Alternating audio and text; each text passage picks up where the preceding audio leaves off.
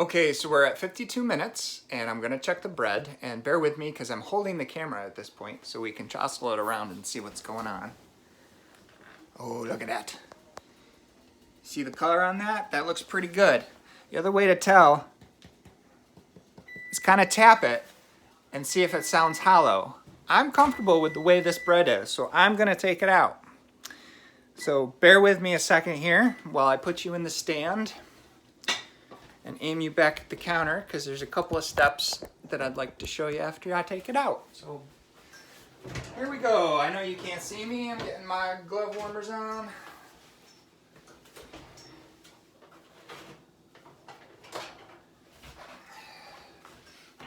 I really like the color of that bread. I don't know if you can see it. It looks good to me. Might be a little darker than I normally make it, but that's all right.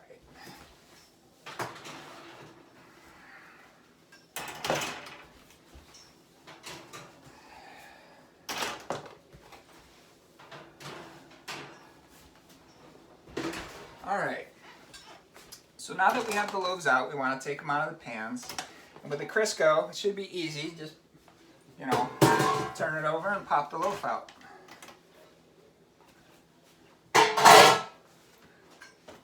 Now, like I said earlier, this didn't really rise as much as I wanted them to. So the loaves aren't as big as they normally are. They're a little more compact, which really doesn't bother me all that much.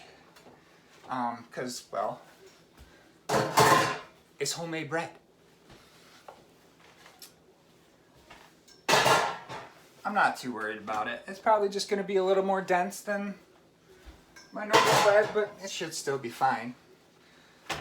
Another way to tell if this bread is done is to flip it over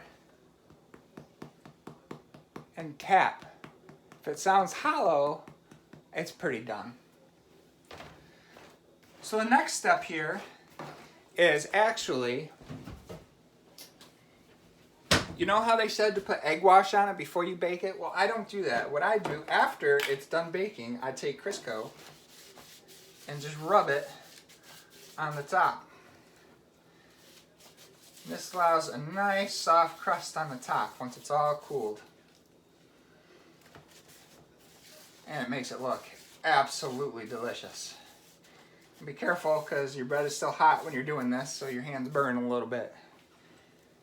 Now, everyone who knows me knows I hate it when I burn my hands. I hate being burnt. I hate hot stuff. Baking bread is one of the few times in my life where I actually handle hot stuff like this.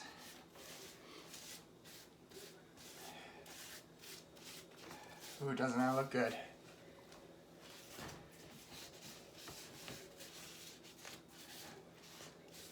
So, there you are. 6 loaves of fresh homemade bread. Now, I make 6 loaves at a time. Once they're totally cool, like I'll leave them for about 3 hours to cool completely down.